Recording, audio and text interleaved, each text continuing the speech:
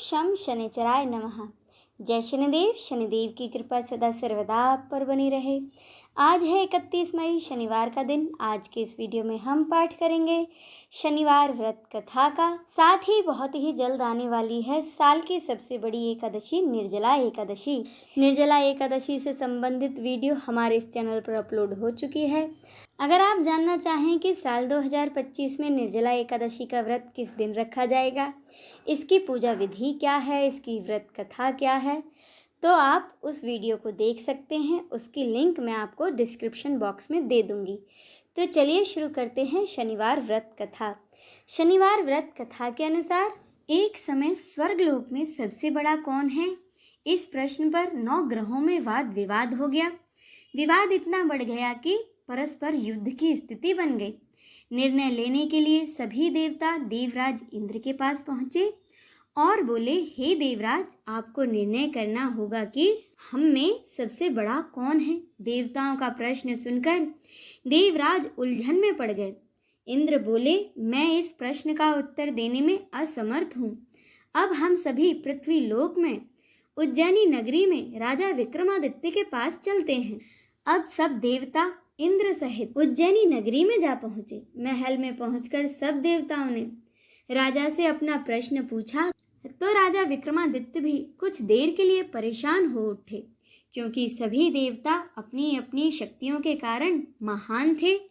किसी को भी छोटा या बड़ा कह देने से उनके क्रोध के प्रकोप से भयंकर हानि पहुंच सकती थी। पर अचानक राजा विक्रमादित्य को एक उपाय सूझा और उन्होंने विभिन्न धातुओं जैसे कि सोना, चांदी, कांसा, तांबा, शीशा, रांगा, जस्ता, अभ्रक और लोहा, इनके 9 आसन बनवाए। धातुओं के गुणों के अनुसार सभी आसनों को एक दूसरे के पीछे रखवाकर उन्होंने देवताओं को अपने अपने आसन पर बैठने के लिए कहा। जब सब देवता अपने अपने आसन पर बैठ गए, तब राजा विक्रमादित्य ने कहा कि आपका निर्णय तो स्वयं ही हो गया। जो सबसे पहले सिंहासन पर विराजमान है वही सबसे बड़ा है।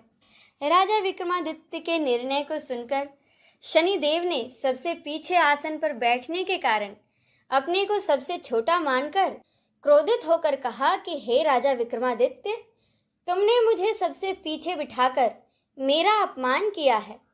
तुम मेरी शक्तियों से अभी परिचित नहीं हो। अब मैं तुम्हारा सर्वनाश कर दूंगा। शनिदेव ने कहा, सूर्य एक राशि पर 1 महीने, चंद्रमा 2.25 महीने, मंगल 1.5 महीने, बुध और शुक्र 1-1 महीने, बृहस्पति 13 महीने रहते हैं, लेकिन मैं किसी राशि पर 7.5 साल तक रहता हूँ, जिसे कि 7.5 कहा जाता है। बड़े बड़े देवताओं को मैंने अपने प्रकोप से पीड़ित किया है। भगवान राम को 7.5 के कारण ही वन में जाकर रहना पड़ा और रावण को 7.5 के कारण ही युद्ध में मृत्यु का शिकार बनना पड़ा। राजा, अब तू भी मेरे प्रकोप से नहीं बचेगा। इसके बाद अन्य ग्रहों के देवता तो प्रसन्नता के साथ चले गए, परंतु शनिदेव बड़े क्रोध के साथ वहां से विदा हुए। राजा विक्रमादित्य तो पहले की तरह ही न्याय करते रहे। उनके राज्य में सभी स्त्री पुरुष बड़े ही आनंद से जीवन यापन कर रहे थे। बहुत दिन बीत गए। उधर शनि देवता अपने अपमान को भूले नहीं थे। उन्होंने राजा विक्रमादित्य से बदला लेने के लिए घोड़े के व्यापारी का रूप धारण किया और बहुत से घोड़ों के साथ उज्जैनी नगरी में आ पहुंचे। राजा विक्रमादित्य ने राज्य में किसी घोड़े के व्यापारी के आने का समाचार जब सुना, तो उन्होंने अपने अश्वपाल को कुछ घोड़े खरीदने के लिए भेजा। वह घोड़े बहुत ही कीमती थे। अश्वपाल ने जब वापस लौटकर इस संबंध में राजा को बताया, तो राजा विक्रमादित्य ने स्वयं आकर एक सुंदर व शक्तिशाली घोड़े को पसंद किया। घोड़े की चाल देखने के लिए राजा उस घोड़े पर सवार हुए, तो वह घोड़ा बिजली की गति से दौड़ पड़ा। तेजी से दौड़ता घोड़ा राजा को दूर एक जंगल में ले गया और राजा को जंगल में गिराकर वह घोड़ा थोड़ी दूर जाकर गायब हो गया। अब राजा अपने नगर को लौटने के लिए जंगल में भटकने लगा, लेकिन उन्हें लौटने का कोई रास्ता न मिला। अब घूमते घूमते राजा को भूख प्यास लगाई। जंगल में बहुत देर तक घूमने पर राजा को एक चरवाहा मिला। राजा ने उससे पानी मांगा। पानी पीकर राजा ने उस चरवाहे को अपनी अंगूठी दे दी। फिर उससे रास्ता पूछकर वह जंगल से निकलकर पास के नगर में जा पहुंचा। राजा ने अब एक सेठ की दुकान पर बैठकर कुछ देर तक आराम किया। उस सेठ ने राजा से बातचीत की तो राजा ने उसे बताया कि मैं उज्जैनी नगरी से आया हूँ। राजा के कुछ देर दुकान पर बैठने से सेठ जी की दुकान पर बड़ी बिक्री हुई। सेठ ने राजा को बड़ा भाग्यवान समझा और खुश होकर वह राजा को अपने घर भोजन के लिए ले गया। सेठ के घर में सोने का एक हार खूंटी पर लटका हुआ था। राजा को सेठ ने उसी कमरे में छोड़ दिया और वह बाहर चला गया। तभी एक आश्चर्यजनक घटना घटी। राजा के देखते ही देखते सोने के उस हार को वह खूंटी निगल गई। सेठ ने कमरे में लौटकर देखा कि हार तो खूंटी पर है ही नहीं। तो उसे संदेह हुआ कि इस राजा ने ही मेरे हार को चुराया है, क्योंकि उस कमरे में राजा अकेला ही बैठा था। अब सेठ ने अपने नौकरों को बुलाकर कहा कि इस परदेसी को रस्सी से बांधो और नगर के राजा के पास ले चलो। नगर के राजा ने विक्रमादित्य से हार के बारे में पूछा तो राजा विक्रमादित्य ने कहा कि उनके देखते ही देखते वह खूंटी हार को निगल गई। इस पर राजा ने क्रोधित होकर चोरी करने के अपराध में राजा विक्रमादित्य के हाथ पांव काटने का आदेश दे दिया। राजा का आदेश मिलते ही सेवकों ने राजा विक्रमादित्य के हाथ पांव काटकर उसे नगर की एक सड़क पर छोड़ दिया। कुछ दिन के बाद एक तेली उसे उठाकर अपने घर ले गया और उस तेली ने राजा विक्रमादित्य को अपने कोल्हू पर बिठा दिया। राजा आवाज देकर बैलों को हाँकता रहता। इस तरह उस तेली का बैल चलता रहा और राजा विक्रमादित्य को भी भोजन मिलता रहा। अब शनिदेव के प्रकोप की 7.5 पूरी होने पर वर्षा ऋतु प्रारंभ हुई। राजा विक्रमादित्य एक रात मेघ मल्हार गा रहा था। तभी उस नगर की राजकुमारी मोहिनी रथ पर सवार हो उस तेली के घर के पास से गुजरी।